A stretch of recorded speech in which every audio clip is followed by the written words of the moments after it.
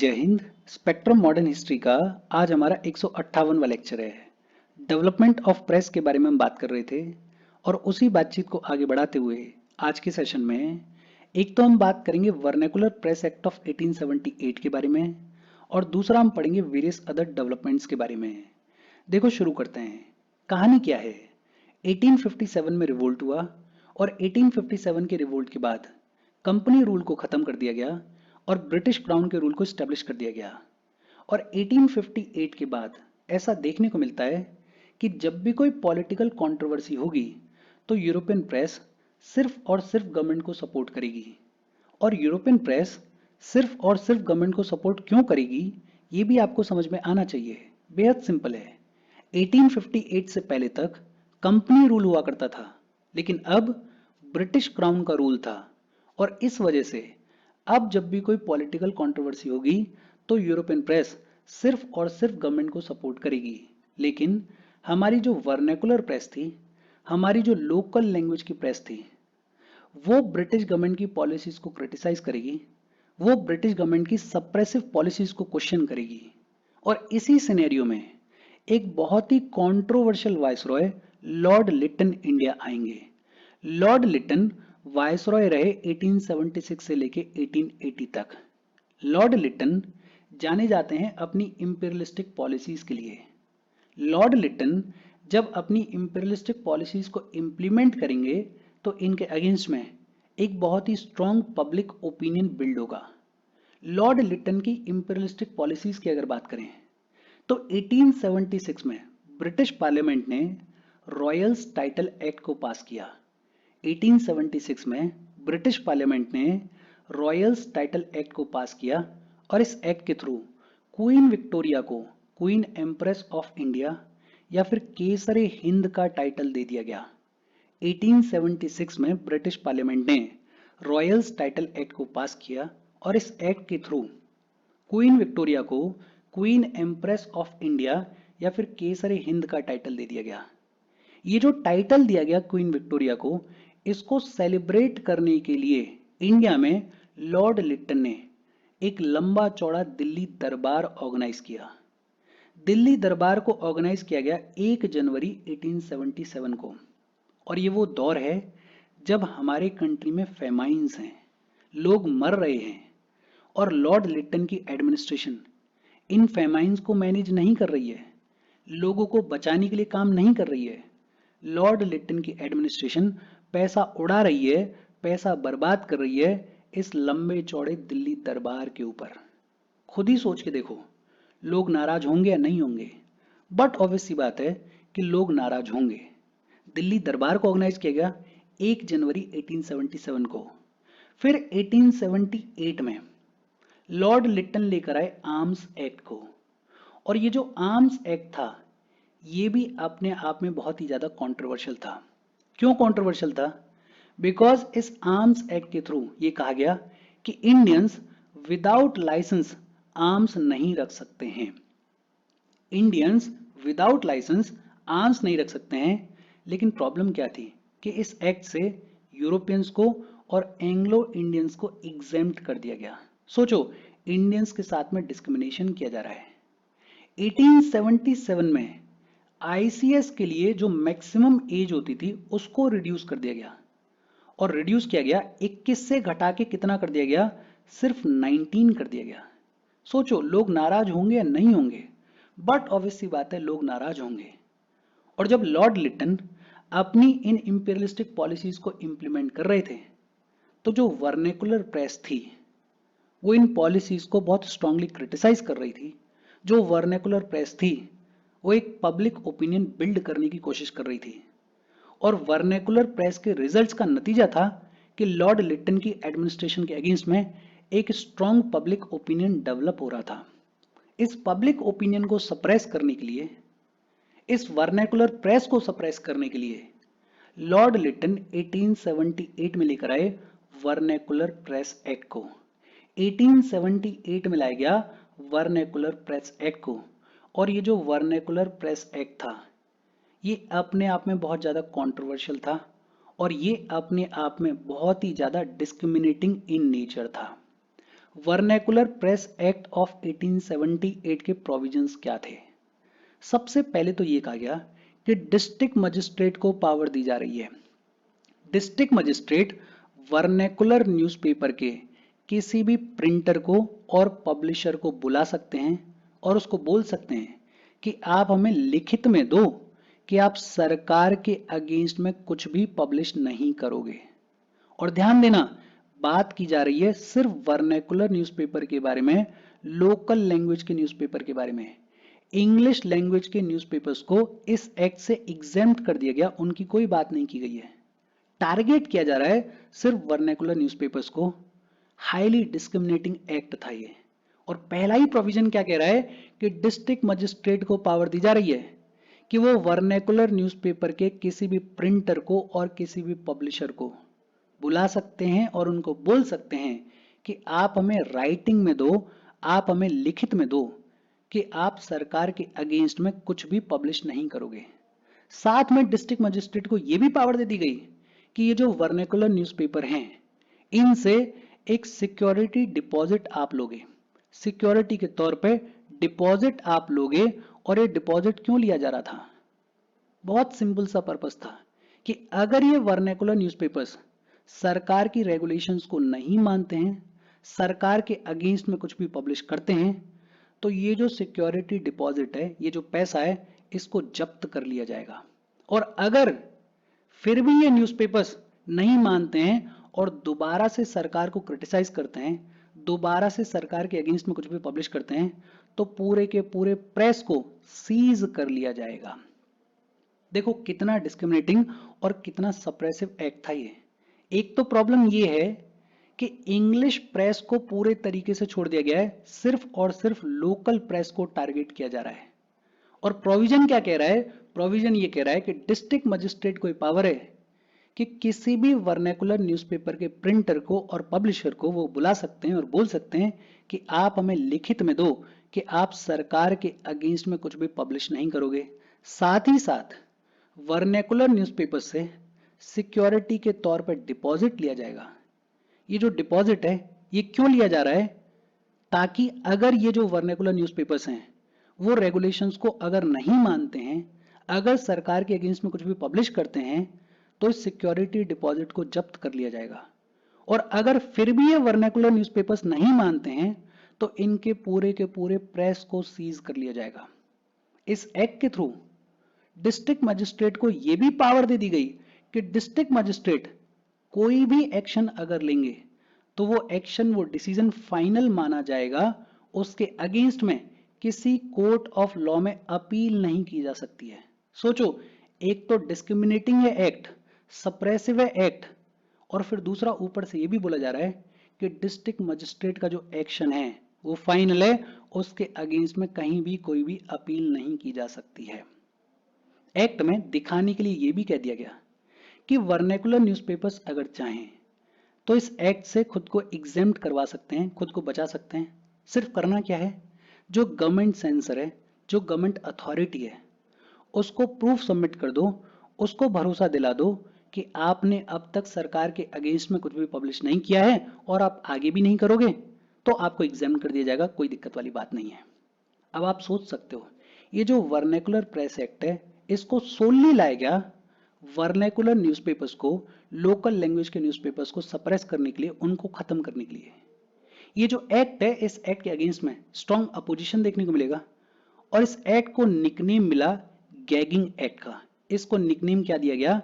Gagging act इसको nickname दिया गया। गैगिंग एक इंग्लिश टर्म है। गैगिंग का मतलब होता है, अगर सिंपल तौर पे बोलें तो किसी को चोक करना। अब आप खुद ही देख सकते हो, ये जो वर्नैकुलर प्रेस एक्ट है, इसके थ्रू हमारी जो लोकल लैंग्वेज की प्रेस थी उसको चोक किया जा रहा था, उसका गला दबाया जा रहा था, उसको सप्रेस किया जा रहा था, उसका फ्रीडम छीना जा रहा था। और ये जो वर्नैकुलर प्रेस एक्ट है, इसको यूज किया गया कई लोकल लैंग्वेज के न्यूज़पेपर्स के अगेंस्ट में, जैसे सोम प्रकाश। सोम प्रकाश, इसकी शुरुआत की थी द्वारकानाथ टैगोर ने, लेकिन इसको कैरी फॉरवर्ड करेंगे ईश्वर चंद्र विद्यासागर। सोम प्रकाश, इसके अलावा भारत मिहिर, ढाका प्रकाश, ये वो न्यूज़पेपर्स हैं जिनके अगेंस्ट में वर्नेकुलर प्रेस एक्ट को इम्प्लीमेंट किया गया। लेकिन जो सबसे पॉपुलर न्यूज़पेपर था जिसके अगेंस्ट में वर्नेकुलर प्रेस एक्ट को यूज किया गया, वो था अमृत बाजार पत्रिका। अमृत बाजार पत्रिका के बारे में बातचीत हमने इससे पिछले सेशन में की थी। शिशिर कुमार घोष और मोतीलाल घोष, इन दोनों भाइयों का न्यूज़पेपर था अमृत बाजार पत्रिका। लेकिन अमृत बाजार पत्रिका के जो पब्लिशर्स थे वो बेहद स्मार्ट थे। जैसे ही वर्नेकुलर प्रेस एक्ट को लाया गया, ओवरनाइट इन्होंने अपने न्यूज़पेपर को इंग्लिश लैंग्वेज में पब्लिश करने की शुरुआत कर दी, अपने न्यूज़पेपर को इंग्लिश में कन्वर्ट कर दिया। अब सोचो, इंग्लिश प्रेस के अगेंस्ट में ये जो वर्नेकुलर प्रेस एक्ट है ये अप्लाई होता ही नहीं था, तो ये जो अमृत बाजार पत्रिका है ये बच गया। लेकिन ये जो एक्ट था ये अपने आप में सप्रेसिव था, ये अपने आप में डिस्क्रिमिनेटिंग था, और इस एक्ट के अगेंस्ट में स्ट्रॉन्ग अपोजिशन देखने को मिला। ये जो वर्नेकुलर प्रेस एक्ट है इसको फाइनली रिपील किया गया 1882 में। और किसने रिपील किया? इसको रिपील किया लॉर्ड रिपन ने। जब लॉर्ड लिटन चले जाएंगे तो लॉर्ड लिटन के बाद वायसरॉय बन के आएंगे लॉर्ड रिपन, और Lord Ripon was very liberal. Lord Ripon को in fact father of local self government भी कहा जाता है, हमने इनके बारे में पढ़ा हुआ है। तो लॉर्ड रिपन जो है वो 1882 में इस वर्नेकुलर प्रेस एक्ट को रिपील करेंगे। अच्छा, 1883 में सुरेंद्र नाथ बैनर्जी पहले इंडियन जर्नलिस्ट बने जिनको जेल में डाला गया। 1883 में सुरेंद्र नाथ बैनर्जी पहले इंडियन जर्नलिस्ट बने जिनको जेल में डाला गया। और इनको जेल में क्यों डाला गया? बिकॉज इन्होंने बंगाली बैनर्जी में एक एडिटोरियल लिखा था, और उस एडिटोरियल में इन्होंने कलकत्ता हाई कोर्ट के जज को क्रिटिसाइज किया था, जिसने बंगालीज के रिलीजियस सेंटिमेंट्स को हर्ट करते हुए एक जजमेंट दिया था। और सिर्फ इसी चीज के लिए 1883 में सुरेंद्र नाथ बैनर्जी को जेल में डाल दिया गया, and he became the first Indian journalist to be imprisoned. देखो, वर्नेकुलर प्रेस एक्ट क्या है और इसके प्रोविजंस क्या हैं, इसको क्यों लाया गया, वो होपफुली आपको समझ में आया होगा। इंपॉर्टेंट है, थोड़ा सा दिमाग में रखना। हम आगे बढ़ें उससे पहले वीडियो पे लाइक के बटन को दबा दो। लाइक दबाना ज़रूरी है बिकॉज यूट्यूब ऐसे ही फंक्शन करता है। जब आप वीडियो पे लाइक के बटन को दबाते हो तो यूट्यूब वीडियो को कंसिडर करता है और थोड़ा सा पुश कर देता है। तो लाइक का बटन दबा दो, शेयर कर दो अपने सोशल मीडिया हैंडल्स पे, व्हाट्सएप वगैरह पे अपने फ्रेंड्स को। जो भी लोग इसमें इंटरेस्टेड हैं, इससे रिलेटेड पढ़ाई कर रहे हैं, उनको शेयर कर दो।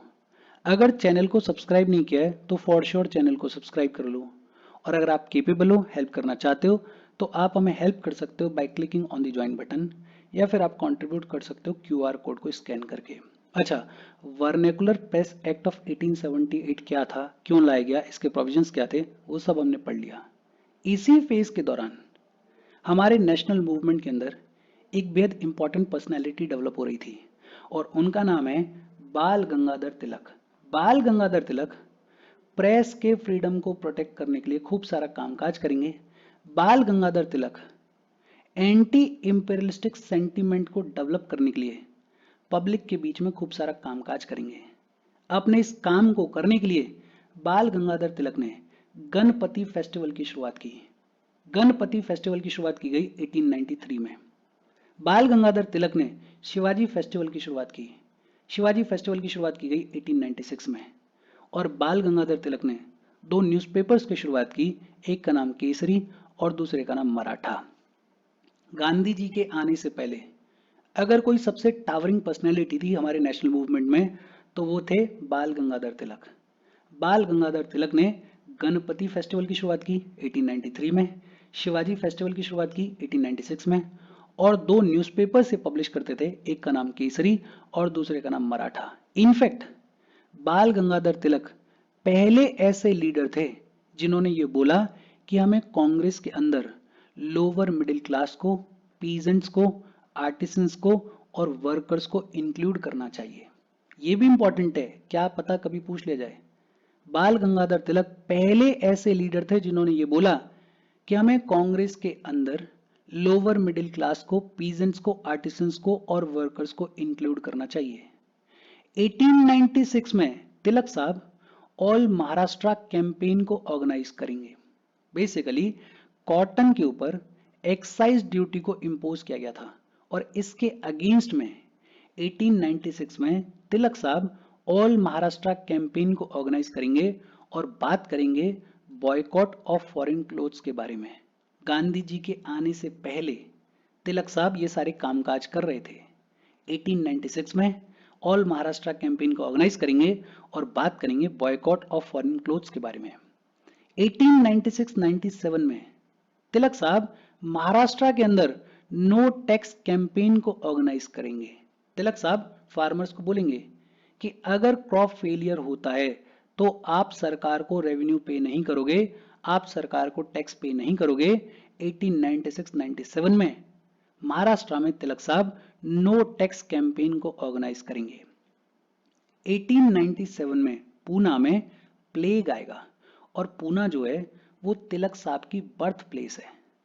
पूना में प्लेग आएगा, बहुत सारे लोग मारे जाएंगे। तिलक साहब हालांकि गवर्नमेंट को सपोर्ट करेंगे, गवर्नमेंट के मेजर्स को सपोर्ट करेंगे इस प्लेग को रोकने के लिए, लेकिन गवर्नमेंट मिजरेबली फेल होगी। गवर्नमेंट बहुत अच्छे से ध्यान नहीं देगी इस प्लेग को मैनेज करने के लिए और इस वजह से एक पॉपुलर अनरेस्ट देखने को मिलेगा, लोगों के बीच में गुस्सा देखने को मिलेगा। और इसी अनरेस्ट के चलते एक मर्डर हुआ, बड़ा ही famous murder. Chairman of plague committee जो कि हुआ करते थे जस्टिस रेंड जो कि चेयरमैन होते थे प्लेग कमेटी के, इनका मर्डर कर दिया गया पूना में। और मर्डर किसने किया? चापेकर ब्रदर्स ने मर्डर किया। दो भाई थे, एक का नाम था बालकृष्ण चापेकर और दूसरे का नाम था दामोदर चापेकर। इन दोनों भाइयों ने जस्टिस रेंड जो कि चेयरमैन थे प्लेग कमेटी के, उनका मर्डर कर दिया। आगे चल के इन दोनों भाइयों को फांसी दे दी जाएगी। जब जस्टिस रेंड का मर्डर किया गया तो इस मर्डर के लिए तिलक साहब को भी अरेस्ट किया गया। तिलक साहब को अरेस्ट क्यों किया गया? ब्रिटिश गवर्नमेंट ने आर्गुमेंट ये दिया कि तिलक साहब रिस्पॉन्सिबल हैं इस अनरेस्ट को फ्यूल करने के लिए।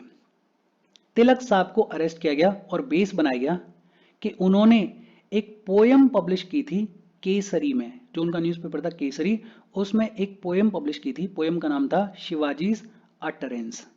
और इस पोयम के थ्रू ये जो अनरेस्ट है इसको फ्यूल किया तिलक साहब ने, ऐसा ब्रिटिश गवर्नमेंट ने कहा। दूसरा, ब्रिटिश गवर्नमेंट ने एक स्पीच दी थी तिलक साहब ने शिवाजी फेस्टिवल में। इस स्पीच को भी बेस बनाया कि इस स्पीच के थ्रू तिलक साहब ने अनरेस्ट को फ्यूल किया है। तिलक साहब को 18 मंथ्स का रिगरस इम्प्रिजनमेंट दे दिया गया, जेल भेज दिया गया 18 महीने के लिए। लेकिन ये जो पूरा कामकाज हुआ, इस पूरे सिनेरियो के दौरान तिलक साहब became a national hero. Tilak साहब emerged as a national hero और तिलक साहब को टाइटल दिया गया लोकमान्य का, लोकमान्य गंगाधर तिलक। लोकमान्य का मतलब होता है respected and honoured by the people. तो तिलक साहब को टाइटल दिया गया लोकमान्य का। ये बहुत सिंपल सी बातचीत है और बाल गंगाधर तिलक अपने आप में बेहद इंपॉर्टेंट हैं। तो ये जो सारे कामकाज हैं इनके, इन कामकाज को याद रखना। कभी प्रीलिम्स में पूछ लिया जाए या कभी मेंस में क्वेश्चन आ जाए तो आपको पता होना चाहिए कि बाल गंगाधर तिलक साहब ने क्या क्या कामकाज किया है। अच्छा, 1898 में गवर्नमेंट ने सेक्शन 124A को अमेंड किया। सेक्शन 124A जो कि सेडिशन के बारे में बात करता था, सेक्शन 124A को अमेंड किया और एक और सेक्शन इसमें ऐड किया, सेक्शन 153A। और ये जो अमेंडमेंट्स किए गए इनके through criminal offense for anyone to bring into contempt against government of India was made। अगर कोई भी गवर्नमेंट ऑफ इंडिया के अगेंस्ट में कंटेम्प्ट करेगा, या सिंपल लैंग्वेज बोले तो अगर कोई भी गवर्नमेंट ऑफ इंडिया को अगर क्रिटिसाइज करेगा तो उसके अगेंस्ट में क्रिमिनल ऑफेंस दायर किया जाएगा, उसको क्रिमिनल ऑफेंस के लिए पनिश किया जाएगा। बेसिकली गवर्नमेंट जो है वो हमारे नेशनल मूवमेंट को, हमारे लीडर्स को, हमारी प्रेस को सप्रेस कर रही है, उसको दबा रही है। स्वदेशी एंड बॉयकॉट मूवमेंट के दौरान जो कि 1905 में हुआ था, स्वदेशी एंड बॉयकॉट मूवमेंट और दूसरी तरफ मिलिटेंट नेशनलिज्म में राइज देखने को मिल रहा था।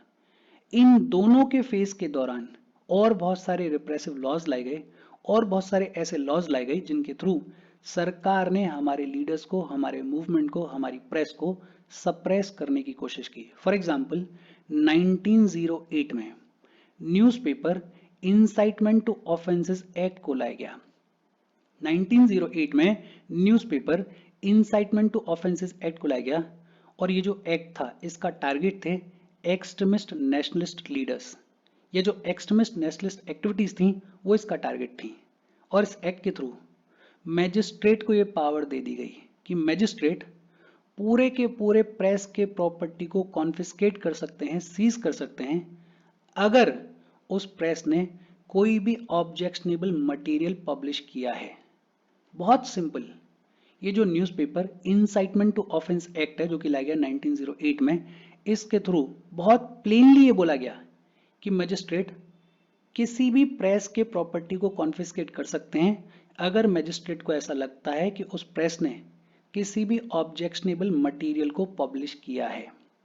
और तिलक इस दौर में मिलिटेंट नेशनलिस्ट के एक लीडर बन के इमर्ज हुए थे, मिलिटेंट नेशनलिज्म के एक बहुत बड़े लीडर बन के इमर्ज हुए थे। और तिलक साहब को एक बार फिर से सेडिशन के चार्जेस पे ट्राई किया गया, सेडिशन का चार्ज लगाया गया और इनको ट्रायल चला और फाइनली तिलक साहब को मांडले बर्मा में ट्रांसपोर्ट कर दिया गया और 6 साल के लिए जेल में रखा गया। जब तिलक साहब को जेल में डाला जाएगा तो कंट्री वाइड प्रोटेस्ट देखने को मिलेंगी।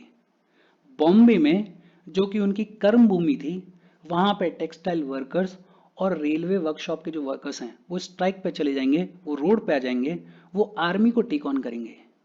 और लेनिन जब ये सब कुछ होता हुआ देखेंगे इंडिया में तो लेनिन ये बोलेंगे this is the entrance of Indian working class on the political stage. तो 1908 में newspaper incitement to offences act को लाया गया और फिर इसके बाद 1910 में इंडियन प्रेस एक्ट को लाया गया। इंडियन प्रेस एक्ट को लाया गया 1910 में और इसके थ्रू एक बार फिर से लोकल गवर्नमेंट को ये पावर दे दी गई कि लोकल गवर्नमेंट जो है वो प्रिंटर से, किसी भी पब्लिशर से रजिस्ट्रेशन के टाइम पे सिक्योरिटी डिमांड कर सकते हैं, कोई दिक्कत वाली बात नहीं है। बेसिकली ये जो लिखा गया था वर्नेकुलर प्रेस एक्ट में कि भाई सिक्योरिटी डिपॉजिट करवाएगा डिस्ट्रिक्ट मजिस्ट्रेट, उसी को वापस से इंप्लीमेंट कर दिया गया इस इंडियन प्रेस एक्ट ऑफ 1910 में और बोल दिया गया कि लोकल गवर्नमेंट रजिस्ट्रेशन के टाइम पे ही पब्लिशर से सिक्योरिटी डिमांड कर सकते हैं, कोई दिक्कत वाली बात नहीं है। और अब ये प्रेस अगर सरकार के अगेंस्ट में कुछ भी पब्लिश करेगी तो ये जो सिक्योरिटी डिपॉजिट है इसको जब्त कर लिया जाएगा या फिर पूरे के पूरे प्रेस को डी रजिस्टर कर दिया जाएगा। इनफैक्ट ये भी बोला गया इस इंडियन प्रेस एक्ट ऑफ 1910 में कि जो भी न्यूज़पेपर का प्रिंटर होगा, पब्लिशर होगा, वो 2 कॉपीज लोकल गवर्नमेंट को फ्री ऑफ चार्ज देगा, कोई चार्ज भी नहीं लेगा और लोकल गवर्नमेंट को फ्री में 2 कॉपीज सबमिट करवाएगा, हर रोज 2 कॉपीज सबमिट करवाएगा। ये बेसिकली क्या है, ये बेसिकली चेक करने के लिए कि सरकार के अगेंस्ट में कुछ तो पब्लिश नहीं किया जा रहा है। और इस तरीके से हमारी जो इंडियन प्रेस है उसको time and again British government ने सप्रेस करने की कोशिश की, दबाने की कोशिश की। इनफैक्ट जब फर्स्ट वर्ल्ड वॉर चल रहा था तो इंडिया में डिफेंस ऑफ इंडिया रूल्स को इम्पोज कर दिया गया। Basically defence of India rules के नाम पे हमारी प्रेस के ऊपर सेंसरशिप को इम्पोज कर दिया गया, प्रेस के ऊपर रेस्ट्रिक्शंस लगा दी गई और बोल दिया गया कि आप सरकार को क्रिटिसाइज नहीं कर सकते हो। और बहाना किसका लिया गया, बहाना लिया गया फर्स्ट वर्ल्ड वॉर का। 1921 में एक कमेटी बनाई गई थी, प्रेस कमेटी, और ये जो प्रेस कमेटी बनाई गई थी ये बनाई गई थी अंडर तेज बहादुर सप्रू। इस प्रेस कमेटी ने अपनी रिकमेंडेशंस दी और प्रेस कमेटी की रिकमेंडेशंस को फॉलो करते हुए ये जो 1908 का एक्ट था जिसके बारे में अभी अभी हमने पढ़ा है और ये जो 1910 का एक्ट था इसके बारे में भी अभी हमने बात की है, इन दोनों एक्ट को रिपील कर दिया गया। बेसिकली 1921 में रिपील किया गया है। और समझो सिनेरियो क्या है, फर्स्ट वर्ल्ड वॉर खत्म हो गया है और ब्रिटिश गवर्नमेंट की पोजीशन अब दुनिया भर में उतनी स्ट्रांग नहीं है जितनी पहले हुआ करती थी, तो ब्रिटिश गवर्नमेंट भी थोड़ा बहुत दबाव में है। और इसी दबाव के चलते 1921 में ये जो प्रेस कमेटी है इसकी रिकमेंडेशंस को फॉलो किया जाएगा और 1908 का एक्ट और 1910 का एक्ट जो है उसको रिपील कर दिया जाएगा, उसको खत्म कर दिया जाएगा। 1931 में एक बार फिर से Indian press emergency powers act को लाया जाएगा। 1931 में Indian press emergency powers act को लाया जाएगा और इसके थ्रू प्रोविंशियल गवर्नमेंट्स को बहुत एक्सेसिव पावर्स दी जाएंगी। और ये जो पावर्स दी जाएंगी ये दी जाएंगी सीडीएम को सप्रेस करने के लिए। बेसिकली ये बोल दिया जाएगा कि न्यूज़पेपर्स में सीडीएम को प्रमोट करने के लिए अगर कोई भी चीज़ पब्लिश की जा रही है तो आप उस प्रेस को सप्रेस करने के लिए कुछ भी कर सकते हो। इनफैक्ट 1932 में ये जो पावर्स हैं इनको एक्सटेंड कर दिया गया टू ऑल एक्टिविटीज। तो 1931 में Indian press emergency powers act को लाया गया और इसके थ्रू प्रोविंशियल गवर्नमेंट्स को एक्सेसिव पावर्स दी गई। वर्ल्ड वॉर सेकेंड जब हो रहा था तब भी एक बार फिर से डिफेंस ऑफ इंडिया रूल्स को इम्पोज किया गया और डिफेंस ऑफ इंडिया रूल्स के नाम पे प्री सेंसरशिप को इम्पोज किया गया। इनफैक्ट प्रेस इमरजेंसी एक्ट और ऑफिशियल सीक्रेट एक्ट में अमेंडमेंट्स किए गए। यहां तक बोल दिया गया था कि अगर कोई न्यूज़पेपर कांग्रेस से रिलेटेड कुछ भी पब्लिश किया करेगा तो उसको एडिक्वेटली पनिश किया जाएगा। बेसिकली 1947 में हमें आज़ादी मिली, तब तक ब्रिटिश गवर्नमेंट कोशिश करती रहेगी कि किसी भी तरीके से इस इंडियन प्रेस को सप्रेस किया जाए, किसी भी तरीके से इस इंडियन नेशनल मूवमेंट को सप्रेस किया जाए। लेकिन हमें ये पता है कि हमारे लीडर्स कंटिन्यूसली लड़ाई लड़ते रहेंगे। ये जो प्रेस है ये कंटिन्यूसली डेवलप होती रहेगी। इस प्रेस के थ्रू कंटिन्यूसली एक स्ट्रांग पब्लिक ओपिनियन को बिल्ड किया जाएगा और उसका रिजल्ट 1947 में हमें आज़ादी मिली। कोई डाउट हो कमेंट करके पूछ लेना। Thank you very much.